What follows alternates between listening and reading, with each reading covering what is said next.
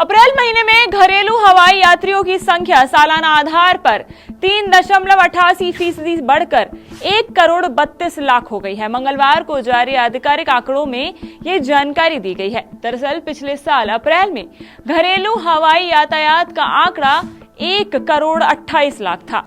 नागर विमानन महानिदेशक DGCA के आंकड़ों के मुताबिक एयरलाइंस ने करीब 1,370 यात्रियों को विभिन्न वजहों से उड़ान भरने की मंजूरी नहीं दी और इस पर दिए जाने वाले मुआवजे और सुविधाओं पर करीब 1,36,00,000 रुपए खर्च कर दिए। आंकड़ों से ये भी पता चला है कि अप्रैल में कुल 32,314 उड़ानें रद्द हुई, जिसकी वजह से एयरलाइंस को करीब मुआवजे के तौर पर, सुविधाओं के तौर पर जो अमाउंट देना पड़ा वो था 89 लाख से भी ज्यादा। अकासा एयर की परफॉर्मेंस सबसे अच्छी। दरअसल पिछले महीने कुल 1,09,910 उड़ानें तय समय से देरी से रवाना हुई।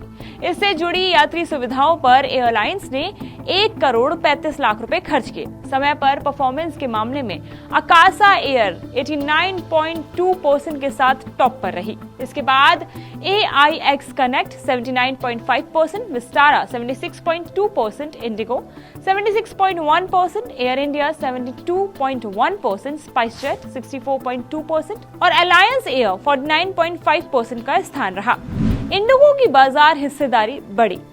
दरअसल पिछले महीने इंडिगो की बाजार हिस्सेदारी बढ़कर 60.6% हो गई है, जबकि एयर इंडिया की हिस्सेदारी बढ़कर 14.2% हो गई है। हालांकि विस्तारा और AIX कनेक्ट की बाजार हिस्सेदारी घटकर क्रमशः 9.2% और 5.4% रह गई है। एयर इंडिया, विस्तारा और AIX कनेक्ट तीनों ही एयरलाइंस टाटा समूह का हिस्सा हैं।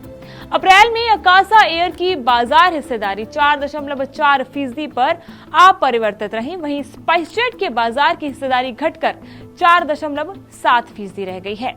बढ़ी यात्रियों की संख्या। DGCA ने कहा कि जनवरी अप्रैल के दौरान घरेलू एयरलाइंस से सफर करने वाले यात्रियों की संख्या काफी हद तक लाखों में बढ़ी है, जबकि पिछले साल की समान अवधि में ये संख्या कम थी। इस तरह 3.88% की वार्षिक वृद्धि और 2.42% की मासिक वृद्धि यानी कि महीने में जो वृद्धि है वो दर्ज की गई है।